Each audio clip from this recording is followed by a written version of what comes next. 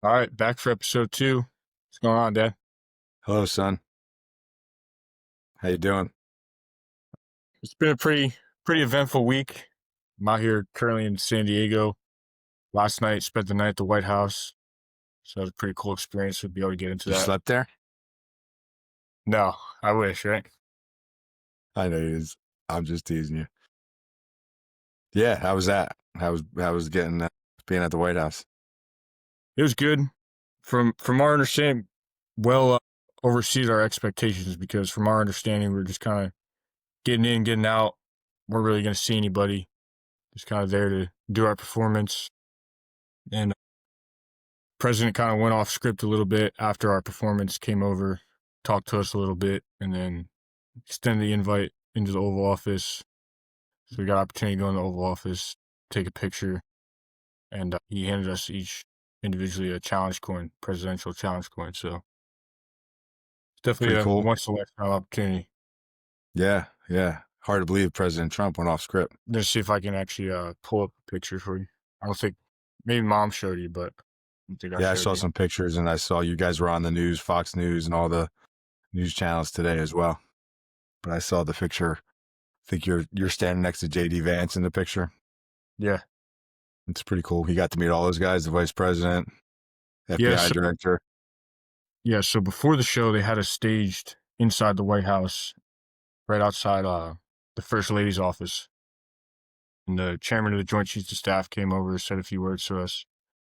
And then right before we went on for the show, Vice President came over, said a few words to us, as well as the Secretary of War, Pete Hegseth, came over, said a few words. And then after the show, President Trump, as well as the FBI Director, Kash Patel, came over, said a few words as well. So I got to meet quite a few people. Yeah, it's pretty cool. Where'd you guys do the show? So we did the show on the South Lawn, right next to the Rose Garden. So all the guests were in the Rose Garden. And so they kind of came out onto the walkway and watched it right there on the South Lawn. Yes. You know? All his cabinet, so all his cabinet was there. Not exactly sure who all that entails, but the people he appointed under him. You learn any lessons? Any interesting thing to pass along, or just a good experience, once in a No, just lifetime experience? just a once in a lifetime experience, and definitely probably the best performance that we've done thus far, at least on the past 2 years I've been on the platoon. Nice, once in a lifetime experience. But you put yourself in that situation, right? Talk about that a little bit, right? He was lucky, but luck had nothing to do with it, right? You put yourself in that situation by getting yourself on the silent drill platoon, right? It was kind of luck that you wound up at Marine Corps Barracks, DC, right? That they just kind of picked you and a bunch of other guys from infantry school to go up there because they needed guys. But, I don't think we talked about this in the last episode. Talk about how, your first days at Marine Corps Barracks, DC and selection for the silent drill platoon. Because Yeah, so that's what put you in this situation, this once in a lifetime situation, right? So, yeah, funny enough, I actually didn't want to join the silent drill platoon. So when I first got there, I had spoke to some people on the firing party. So the guys that do the 21 gun salute, and that kind of piqued my interest. So I was kind of wanting to do that. But the way it works when you get to the barracks is you get kind of voluntold that you're going to go to silent drill selection. And at first I just didn't want to do it. One, just being in that kind of like student status for so long. You'd already been through boot camp. You'd been through ITB, spent like 3 months in that company. So by the time I got there, it was already 8, 9 months in the Marine Corps. And I never really got to not be an actual Marine, but be an actual Marine for lack of a better term. So kind of just didn't want to be in that atmosphere anymore. Or the first day, they kind of sent out a packing list of things you need to buy for the silent drill selection. And myself and one of my buddies, Kronk, you know who Kronk is. We were the only two that didn't buy the packing list. One of the squad leaders at the time, Corporal Buffington, now Sergeant Buffington, called me and was like, "Hey, you need to buy this packing list. Like, this is not an option. Like, you signed the contract." And I told him, "Show me the contract where it said I signed up for the silent drill platoon." But ended up eventually buying the packing list and kind of changed my mind about the platoon, just being around them. seeing that that's probably, the best opportunity you have to succeed within the barracks, decided that I want to make the platoon. Kind of had to fight from behind a little bit because I kind of already set expectations that I didn't want to be on the platoon, so I had to prove that I changed my mind. I did want to be on the platoon, and I ended up being like the last decision of kind of, we're either going to cut this guy and keep this guy, and I ended up being the guy they wanted to keep. And that was in large part to Corporal Wells, the rifle inspector last year. He really wanted me to be on the platoon, saw something in me. So made the platoon, and once I made the platoon, once I made up my mind, it wasn't anymore playing any more games or anything like that. Once I decided, it was kind of, knew that's what I wanted to do. What's the lesson there? What would you tell somebody who was in your situation, who maybe had the same attitude that you had, and now in hindsight, what advice would you give to your 19-year-old self at the time? Right, you were 19 at the time. Yeah, I'd say that the 18 at the time, but technicalities. I would say just give everything a fair shot. All right, be open minded. Don't come to conclusions about anything. That's more than just, maybe it's a job opportunity or it's an individual person, right? Kind of see for yourself. Don't really let other people kind of influence your decisions, right? Because I'm sure those people on the firing party are like, hey, you don't want to be a part of Sergeant Drill Platoon. We have this cool opportunity on firing party. But you got to just see for yourself and don't come to any conclusions until you seek it out for yourself. Because there's a lot of opportunities in the Marine Corps, and biggest thing I've learned is to always say yes, right? Even if you're unsure about the opportunity or not really sure what's to come of it, right? You always want to say yes, because you can never take the no back, but you can always say, hey, listen, this is not for me. This is not something I want to do. If you at least give it that opportunity. Yeah, I like that. Always say yes, right? It's a it's a good philosophy to live by, right? Because you don't never know what opportunity you're passing up. I like that. So go ahead. So you get on the Sergeant Drill Platoon, and then what? So once you make the platoon, you have about 2 or 3 weeks of not necessarily downtime, but the workflow kind of changes a little bit, right? During SDS, you're up at 04 in the morning, and you're not going back to your room till 1900 each day, Monday through Friday. So it's kind of it takes a mental and a physical toll on your body. So you get kind of 2 or 3 weeks to not necessarily downtime, right? You're still learning the drill, but not in a silent drill selection environment. Because the whole time you're going through silent drill selection, it's not emulating boot camp, but it kind of gives you that feeling, because you're not looking around. You're always at the position of attention, or things like that. Guys are yelling at you. The instructors are yelling at you. You're running around. You're doing a lot of PT. Discipline. So definitely, yep, yeah. It's all just to kind of test and see who can get themselves to just be able to grind it out. Because there's going to be times, and I learned this throughout my first year, there's going to be times when you're going to feel pretty much like shit, and you're not going to want to do your uniforms. You're not going to do your gear. So it's kind of, the silent drill selection is kind of just to see who can push through that, because you're going to need to later on in the year. So you get through silent drill selection, you got about 2 or 3 weeks of downtime, and then you go out to Yuma, Arizona. And Yuma, Arizona is really where the platoon starts to form. That's where you learn the full drill sequence. You start to learn the actual critiques, and not just kind of like the broad strokes of everything. You're not in that SDS environment, but you're still getting to work at around 5:30 in the morning. You're not done till sometimes 11. So again, it's long days out there as well. And that's Monday through Sunday. So you don't get your weekends there, but it's only about 3 weeks long. But you're kind of just like a first year. So you kind of just do what you're told. And then after those 3 weeks, you do a West Coast tour. So that's our opportunity to do our shows and showcase the Silent Drill Platoon on the West Coast, since we're already out there. Get on the bus, you'll travel places like New Mexico, California, things like that. Do some smaller shows just to get some shows under your belt, right? You're not doing anything too crazy, just small high school shows, helping out the recruiting effort out there. And I got a good story from my first year on the West Coast tour. So one of the things we do after each show, typically, not always, but we do a meet and greet with the crowd. And so you're kind of naive to it. You don't really understand, like, why are we staying after to talk to these people? Or you kind of get it. You're not really complaining about it, but you don't really think it's as important as it is. And I want to say, like, our third show on the West Coast tour, we're doing a meet and greet at this high school, and this kid is not much younger than I am, junior, sophomore in high school. And he came up to me and said, I just want to say thank you because I lost my dad in Afghanistan, and you guys really reminded me of my dad. And I didn't really know what else to say other than thank you. And I had to walk away because I didn't want to show this kid that I was tearing up. And that's kind of when I started to realize the importance of what we do and what we represent. Yeah, powerful. So you had talked about learning to push through on the days that you don't want to do it, right? And I think that's another great lesson to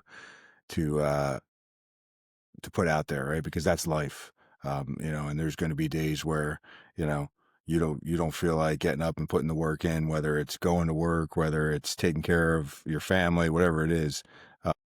So, and I think I've already seen that in you, that has been instilled in you. So it makes me think of the work you just put in on the truck. So let's talk about that a little bit. We have this 1998 two-door Tahoe that I bought. They go now. Yeah, it's Nikki was probably 17 or 18, so 6-7 years ago. I drove it for a little while, and then you drove it and blew it up, and we put a new engine in, and then you blew the new engine up. But go ahead and tell the story. Like, it's been sitting for a while. Now it's in our driveway, and you were on leave a couple weeks ago.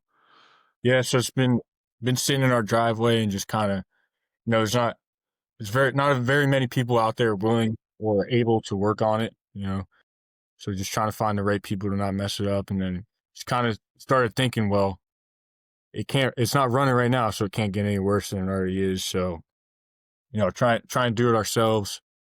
And so I just found a YouTube video that walked you step by step on how to change a head gasket. So it took the whole engine apart. It took me about 3-4 days just to take it apart. Got it apart, put the new head gaskets in, and had to put it all back together. That whole ordeal took me about a week. It was a little faster putting it together. Definitely, once I had it off, it was kind of like, well, I'm only halfway there. I was enjoying it, so I wasn't minding putting it back together. But I was like, man, I don't know, maybe this is something that should be done by a professional in a shop. But got it back together, and then the distributor has to be oriented a certain way. So the way they say you have to orient it is towards 5 o'clock. So there's a little piece on the top of the distributor. It's like where you have to point at 5 o'clock. So I'm pointing at 5 o'clock, go to start the car after like 5 days of working on this thing, just hoping it'll start. No start. It's backfiring, throwing misfires. So start doing a little research and realize that if your timing is off with your distributor, if it's not put in the proper way, that it's not going to start, it's going to backfire. So I retake it out, put it back in like 3 times, not working. Finally realized that it should be facing the passenger seat of the car. So now I'm confusing myself. Well, if it's facing the passenger seat of the car, that's 10 o'clock. It's not 5 o'clock. But what they mean by 5 o'clock is it's just pointing towards 5 o'clock. It's not at the 5 o'clock position. It's just pointing towards 5 o'clock. So I'm like, I've taken apart this many times. I might as well just put it at where they say it is, technically 10 o'clock, and see if it starts. So I put it at the proper orientation, and it started right away. So at least we got it running, got the head gasket fixed. I appreciate you saying we, but I didn't do anything. It would have been a nice father-son project, but one, you weren't patient enough to wait for me, and two, I wouldn't have been patient enough to do the job, right? And but I think my point is that I was very impressed with your perseverance and the fact that you took on this daunting task from start to finish and did not waver. Maybe in your mind you did a little bit, I don't know, but from my standpoint, you did not waver once on you're going to take this job to completion. And I think that is something that, you probably learned in the Marine Corps, right? Not that you were before you went into the Marine Corps, that you weren't a kid that was dedicated and went after stuff. But I certainly think that your time in the Marine Corps has taught you to persevere and to, if you start a job, finish a job. And it was just very impressive how you did it and how you labeled everything. And you should probably, do you know the YouTube channel? Yeah, it's A1 Auto. So they sell auto parts, and so they put these videos together to kind of, I guess, Yeah. drive people to their Business. websites, the Sure. parts. But it was obviously a good website because they walked you through it start to finish and had you labeling hoses and labeling bolts that you took out. You were sticking them in cardboard and labeling them so that they went back in the right place. You didn't lose bolts. So it was very, very efficient and very, very thorough YouTube channel from what I could tell. So just want to give them a shout out, and maybe you could throw a link in the notes or something for anybody who might want to check them out. Yeah, I'll definitely put a link to their YouTube and their website. Are there any lessons you learned from that? Yeah. One lesson, speaking on the distributor, when I was putting it back in, I kind of got ahead of myself a little bit. I was like, oh, I'll just put it back in. Like, I remember how it came out. So I kind of didn't really pay attention too much to the video, kind of got ahead of myself and caused a little bit of extra friction for myself. Make sure you don't get ahead of yourself. Definitely learn that anything you put your mind, I mean, you kind of know this, but it just reaffirms that anything you put your mind to, you can accomplish. And that's all what it's about, right? Is having that mindset that you're going to accomplish something, and you're not going to stop until you finish it. Instilled a little bit of confidence in myself and being able to work on cars. I did enjoy it, so it's something I want to continue to do. If you can, in my mind, if you could do a whole head gasket job, you can do pretty much anything to the car that you want to do. Yeah, definitely. Right. Like, so how do we build confidence? By winning, right? By getting stuff done, by trying things. I think so many people, they lack this self-confidence because they're afraid to try. They're afraid to fail. And, I would normally say, I think I just read this today, and James Clear, the author of Atomic Habits, puts out an email, and I think he said something in there about, starting small and then building on that to build confidence. He said it much more eloquently than I just did. But so normally I would say, hey man, start with an oil change, right? But you went right to, which you've done oil changes, but you went right to, replacing a head gasket, which is a pretty daunting job. But now you have that confidence, right? Now, if you have to fix something else, you'll be a little bit more confident. You'll be a little bit more knowledgeable, and with action comes clarity, I always say. But, we talked about this a little bit on the last podcast. It's that head, hands, and heart alignment, right? You had this idea in your head that you wanted to fix the car. You got your hands dirty and did the work. And now it's kind of part of, I wouldn't say you're a mechanic yet, but, you have the confidence to do that stuff, right? Which I think a lot of young men and men in general want to, but they don't take the action. So great job taking action. Yeah. And just kind of going back to the whole Marine Corps Silent Drill Platoon thing, and learning that, sometimes you're going to have situations where you don't always want to persevere and go through. And I could just remember halfway through parade season. So parade season, you're doing parades Tuesday nights at the Iwo Jima Memorial in Virginia. You're doing Friday night parades at the barracks in Washington, D.C., as well as other shows throughout the week, right? Sometimes you're doing a Tuesday night parade. Wednesday, Thursday, you're traveling somewhere in New York City, wherever, coming back Friday, and then leaving again on Saturday. And before every show, you got to do all your gear, all your uniforms, right? You got to re-iron them, re-steam them out, re-edge dress all your slip rings, all your wood. And it kind of just gets, man, why am I doing this, right? Like, this is taking a toll on my body. I'm losing weight, having trouble sleeping, like stressed out from the amount of shows that we do. And it kind of just teaches you that remember what you represent, which is one of our sayings. And it's kind of something that's within our platoon, but you can apply it to your entire life. And it's something definitely I would apply to my life, right? Remember what you represent. Because in those times, you're like, I'm not going to do my uniforms for the show. You kind of get reminded of what you represent. And it's 250 years of the Marine Corps, right? All the wars that we've been in, World War I, World War II, the veterans that you've done the shows for that no longer have their arm or their leg, and the smiles you're able to put on their faces, or like we said with that young kid who lost his father, and you represented his father in the best way you knew how. You kind of think back on those moments, and that's kind of what makes you have to do your uniforms, makes you not want to skip out or miss out on doing your uniforms or your gear. Yeah. Yeah. And listen, and also, when I'm listening to you talk, when you do hard things, that's where you grow, right? When you're a little uncomfortable, and the more you do hard things, the easier or the better you get at it. It doesn't get easier, right? Hard things don't get easier, but you get better at handling them. And I think that's, again, a good life skill that's going to carry you well into your adulthood. Yeah, it's definitely right. Like when you have to do uniforms now, right? I don't really wear my blues as much as I did last year because of the billet that I'm in. But I had to wear my blues for the White House, and a year ago, ironing your uniform out seemed like this big daunting task. But now it's get it done in 5 minutes, and you're done, and you do it perfectly, and you just got to that point because of all the reps and all the persevering that you did earlier on in your career.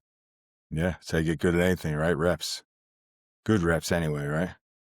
Yeah, yeah. There's a lot of times where you early on, especially early on, you double crease your uniform, and your team leader kind of gets on you about it. Yeah. Practice doesn't make perfect. Perfect practice makes perfect, right? Yeah, that's definitely like, people ask, why do we iron our camis, right? Because our camis are our work uniform, right? But it's all about getting the reps so that when you get in your blues and you have to iron your blues out. So, well, I do this every day for my camis. So, Yeah. 'cause that's a big thing in SDS, Silent Drill Selection, is we have the selects as well as ourselves, but we do that year round. We iron our camis, right? Not a lot of people in the Marine Corps still iron their camis. I know it was a big thing back in like the 90s and things like that, but not very many people iron their camis anymore. But just taking the extra 5-10 minutes at the end of the day to iron your collar and your trousers, and it builds that repetition of getting your ironing board out and ironing a uniform. That way, by the time you get to the point where you're doing shows and you got to iron your uniform, your blues every night, it comes a little bit easier to you. Second nature.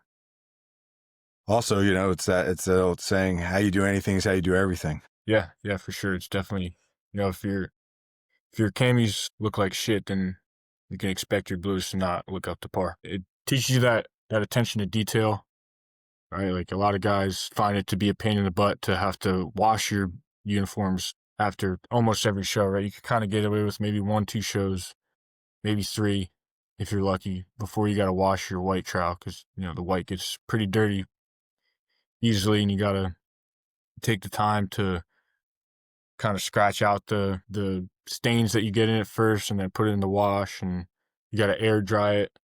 So it teaches you that attention to detail, because when you come time for uniform inspections, right, if you didn't take that time to get all those stains out of your uniform, then you're going to get called out on it. And it's another big thing that I'd say overall in the platoon you learn very early on, is that corrections aren't a bad thing. I think a lot of times naturally we try and kind of think that somebody's correcting you, it's a bad thing, or you take it in a negative way, but it's all in a positive way, right? Because if you don't have those checks and balances, then that's when the standard gets dropped. And you kind of don't really realize that until you get put in that leadership role. We kind of talked about that last week, where you kind of don't have perspective on everything until you get put in those leadership roles. But once you become that leader, you understand why your team leader, your squad leader constantly called you out on the things that you were wrong on.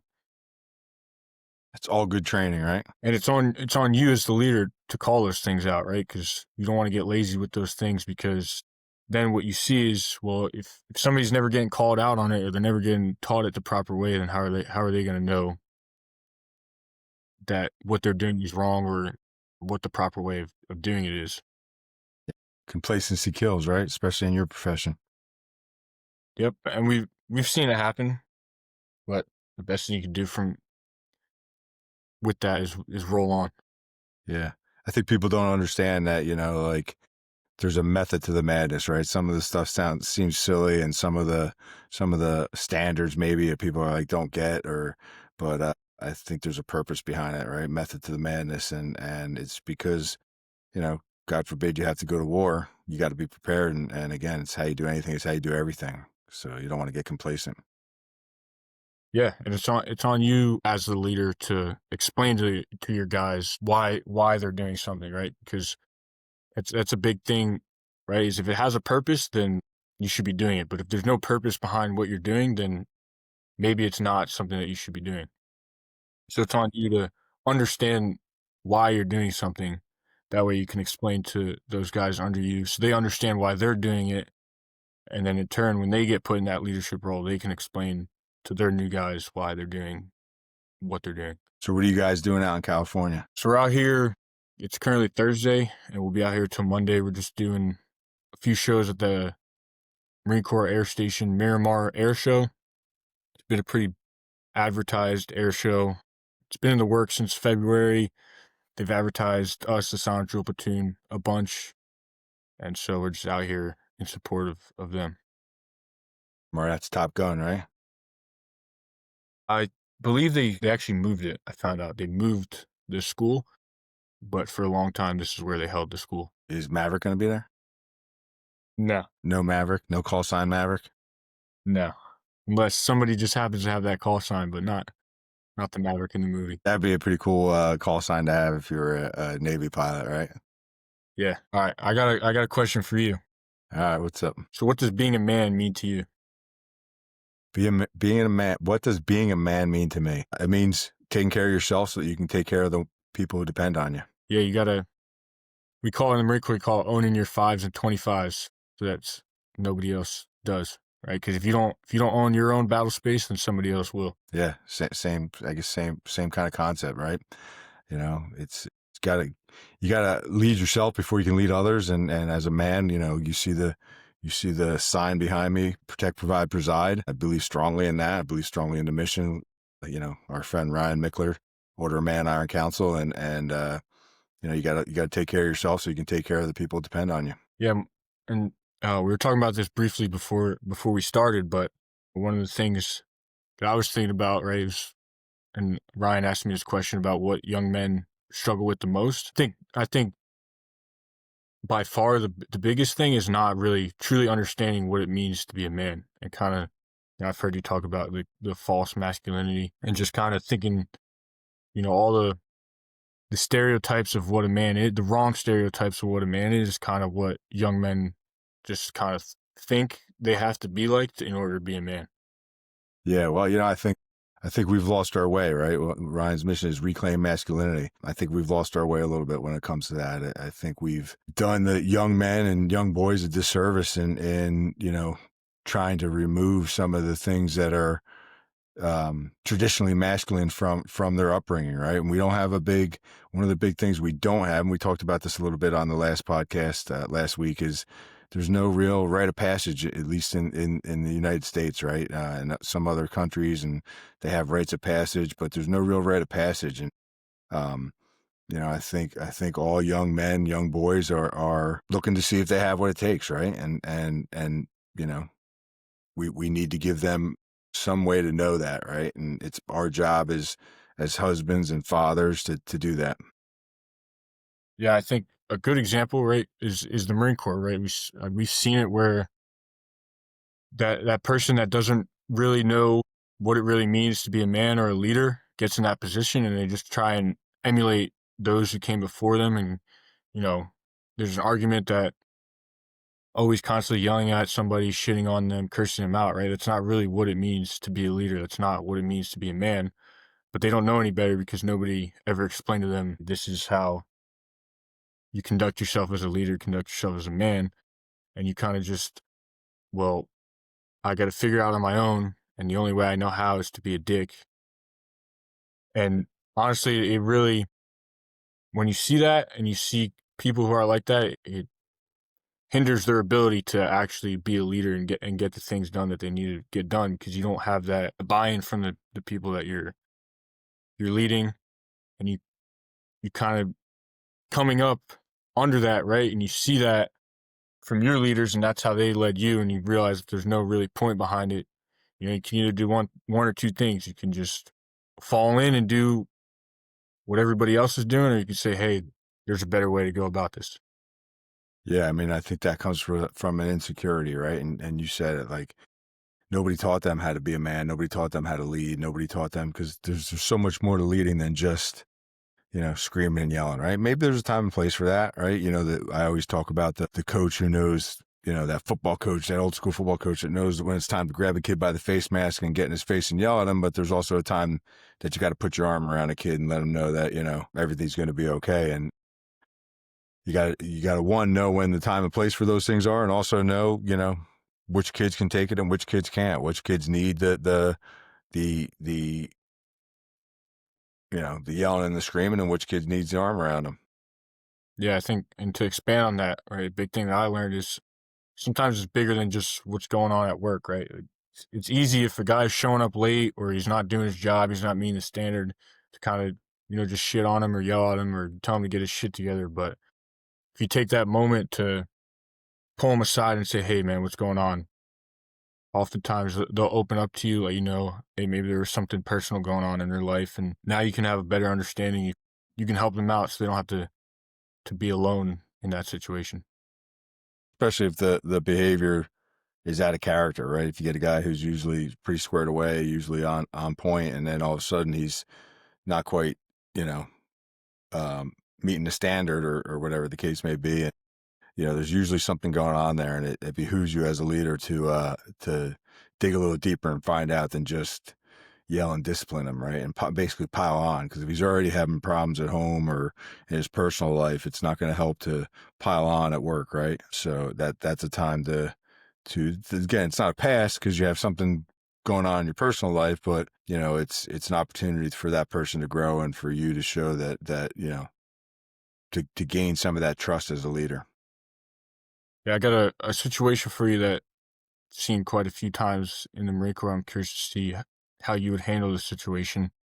So let's say you have a guy who, for whatever reason, he's just not bought in, constantly showing up too late to work. You're not really putting in the effort, and you've tried certain avenues of approach and how to get this guy to buy in, and he's just not buying in. And at some point, you got to just ask yourself, is it worth it? Or I guess my question is, how would you deal with the guy who really, solid dude, but just doesn't have the buy-in? Yeah, given an opportunity, you just said the word, given an opportunity to lead, given him an opportunity to buy in, right? Go to him and say, hey, what would you do differently here? Right. And then, if he comes up with some off the wall answer, it might not be viable to use, but give him some buy-in, right? Take some ideas from him. And if you use some of his ideas, you're going to get that buy-in, right? He's going to feel a sense of purpose because he wants to see his idea succeed. Right. So, I would find a way to give that person who doesn't have the buy-in a leadership role. It may not be an official leadership role or a promotion, but some way, shape, or form, give him a reason to buy into the mission and be part of it. And by taking some of their ideas and listening to them, like sometimes people just want to be listened to, right? You can make a ton of progress with somebody who, by just listening to them, just hearing what they have to say, right? Like people just want to be heard. So I think, find a way to give that person some, totally drawing a blank on the word I want to use, but some leadership roles, some stake in the game, right? And if they have a stake in the game, they're going to want to succeed. On the flip side of things, I think a lot of times it's too many chiefs, not enough Indians. Everybody wants to be a leader, right? But sometimes you got to be a good follower to be a good leader. I think always you got to be a good follower to be a good leader. You got to be able to follow before you can lead. I truly believe that, right? If you aren't able to be led when you're, first year guy in a silent drill platoon, you're never going to make it up to leadership, right? You're always going to be that kind of disgruntled guy that doesn't make it up the ranks, right? You gotta follow before you lead, I believe. And a good leader, and a good leader, literally, if you're in that leading role, knows sometimes that how to follow, right? Like if somebody comes, think about it. If you have this idea and all of a sudden somebody comes up with an idea and it's better, and you say no just because you're the quote unquote leader, and everybody in the group knows it's better, you're going to lose some credibility with that group, right? So, but if you're Sure. like, this is my idea, and then somebody comes up with a better idea, and you're like, you know what, that's a better idea. Let's go with it. Let's run with it. Like, that's huge. That's going to get you a lot of credibility with the men you're leading. What would your advice be to a guy who, let's say he's a good follower, he's a good guy, he's squared away in his own right, and he's kind of new, but he kind of knows that he can be a leader, and he wants to put himself out there and separate himself from his peers and show that he could be a leader. What are some ways you can show that you could be a leader without, kind of stepping outside of your role? Yeah, I mean, it's just lead before the title, right? Like, set the example, be a lighthouse, right? So if it could be as simple as have the most, when inspection time comes, have the most squared away uniform. Be the guy who not makes a spectacle of it, but helps a guy who maybe is struggling a little bit. The guy's gig line is off, walk up to him, hey, quietly, hey, fix your gig line, right? Like, gig line's off. Just be a leader lead before the title, right? And usually when you lead before the title comes. I think also what plays a big role is being a leader amongst your peers first, right? Because one of the hardest things to do is correct your peer and be a leader amongst your peers, and it's something that we struggle with, right? Because as peers, you don't really look to that person as somebody who holds that higher authority, for lack of a better term. So it's definitely hard, but I think one of the ways I kind of set myself apart was leading my peers in things, right? Not only by example, right? I think a big part of it was I led by example. I think that's part of, it's probably the biggest way I like to lead is kind of just by example. But also, if you have those inspections, well, you come by 5 minutes earlier and you just kind of look over the, not in a negative way, but just kind of, hey, let's look each other over before we get inspected. That's the key right there, because that's what I'm thinking is, like, listen, you want to lead amongst your peers. One way to do it is, and it's not insincere, right? It's not a trick. It's because he may find something as, hey, how do I look? How does my gig line look? Like, you ask first for him to check you out, right? And then naturally he's going to say, how about me? Right. So really it's just that what I'm hearing is just care about your men, right? The men that you're shoulder to shoulder with, and take care of each other. And when you're taking care of each other, that's you're going to be a leader. Yeah.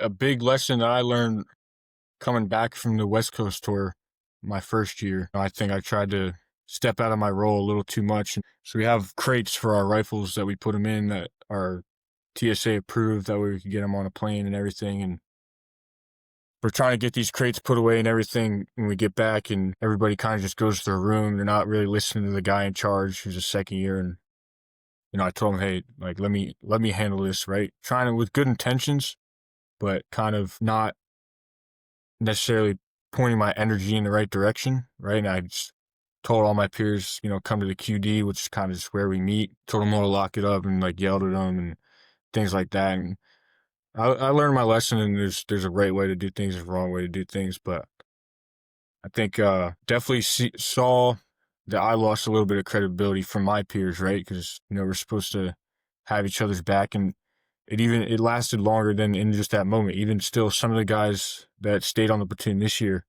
right, kind of caused some issues because they didn't have that respect just off that one moment, right? A year later, still kind of caused problems. So it's definitely something that I had to learn, and learn pretty quickly.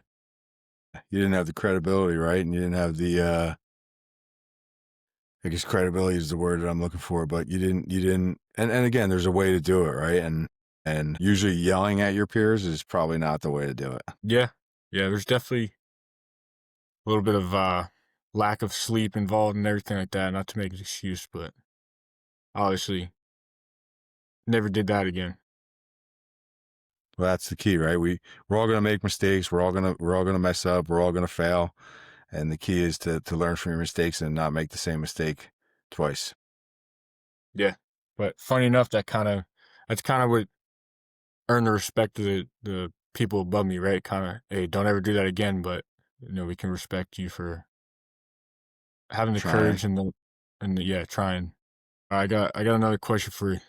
Do you think the world is better now or worse than when you were my age?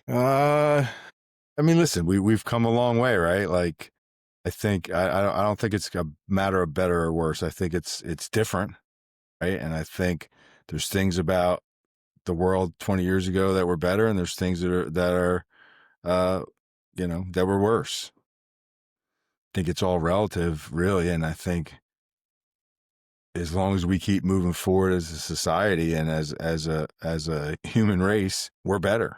You know, listen, would I love to go back to the way I grew up? Maybe. I don't know.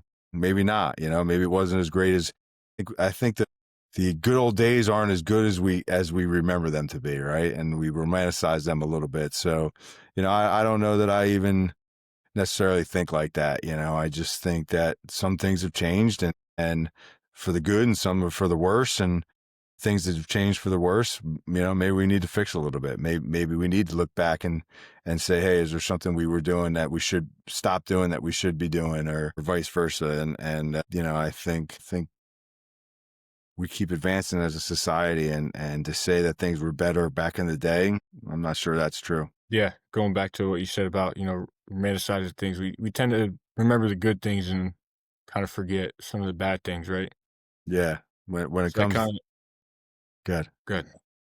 I was No, stuff absolutely right. Like, when I was a kid, we were out till the street lights came on, and that's cool and that's fun, and that was probably a good thing, but times have changed, and kids are a lot more active in organized things these days than they were 20, 30 years ago. But you know is it good or bad? It's that's probably one thing that I might go back and say I'd like to see more of: kids just playing for the sake of playing, not everything being so organized and so regimented and running from one thing to the next.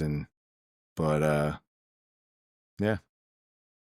kind of brings me into my next question, right? Because this event changed a lot around the world, especially in America, and kind of go as broad or as deep as you want to. But I've always kind of wondered, one kind of two-part question: one, what it was like to be alive for 9/11, and two, what it was like on 9/12. I mean, it was surreal to be part of be alive at 9/11, right? At that point, for my generation, maybe your grandparents, they had been through the Vietnam War and some other stuff. But for us, I mean, obviously there was wars but nothing that affected us like that, right?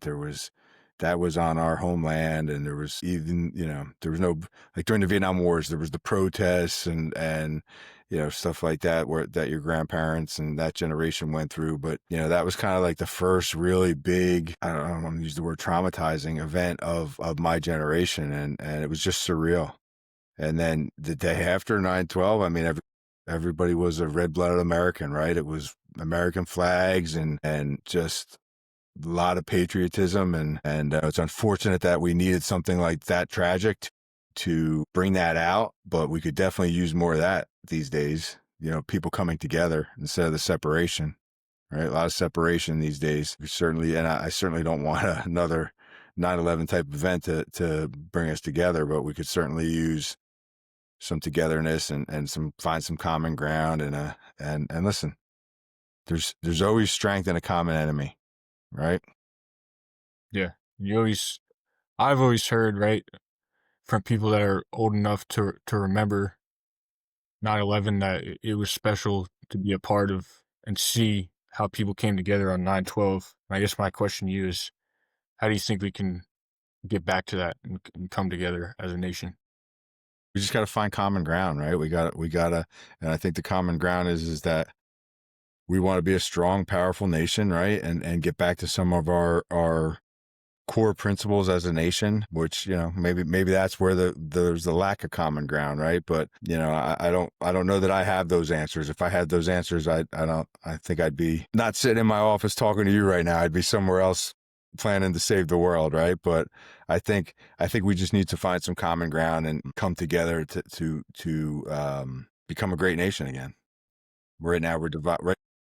Yeah, I think a lot of it is just like we kind of talked about it in the last episode of open communication, right? We talked about it more in like a leadership way, but having open conversations with people, you kind of start to realize that maybe you aren't as different from one another as you thought. Yeah, the problem is we can't, like, there is no open conversation, right? It's all talking points, and people get stuck on their talking points and their labels, right? Oh, you're a conservative, you're a liberal, you're a Democrat, you're a Republican, and um, if we could just have that open dialogue and find those common grounds and not worry about so much about the talking points, I think we could definitely find some of that common ground. But it just seems to be so hard to do anymore. All right. So, what was it like raising 5 kids while working in law enforcement? I don't have anything to compare it to, right? I never raised 5 kids doing anything but law enforcement, but it was difficult at times with the shift work. It's tough to miss, some things. I was very fortunate that your mother convinced me to live in the town we worked in, right? When we first got married and we were looking for a place to live, I didn't want to live in town. And she kind of insisted on it. And in hindsight, she was right because I was able to, still catch some stuff and take my dinner break and stop at the field for a baseball game or whatever the case may be, or which I wouldn't have been able to do if we didn't live in town. So, I think from a global picture, it was no different than any other person who works full time raising kids. But the shift work is probably a little hindrance in raising kids. Can you go into that a little bit of kind of, maybe some benefits of shift work, but also some of the negatives that not very many people talk about? I mean, the benefits of shift work for at least for us were, we had days off during the week and a lot of times, like when I was on nights, you could go out to the store during the day and everybody else would be working and the store would be empty, right? Whereas, you go out on the weekends on Saturday and the store's crowded. But, it, it's a necessary evil, right? You got to have police 24/7. And, I think for me, the best shift was afternoons, at least early in my career. As I got older, even working afternoons was, you were, up later than I'd probably like to be. So my sleep suffered. That's probably the biggest negative is you just don't ever create good sleep habits when you're working shift work. But, were there positives? I don't know if there was positives. It's a necessary evil, and it was good to not necessarily shift work, but work like 3 on, 3 off. You had 3 extra days off. And again, when you were working, everybody else was off, and when you were off, everybody was working. If you worked afternoons or midnights, and that allows you to get a lot of stuff done. But yeah, I don't know that there was too many huge advantages to the shift work.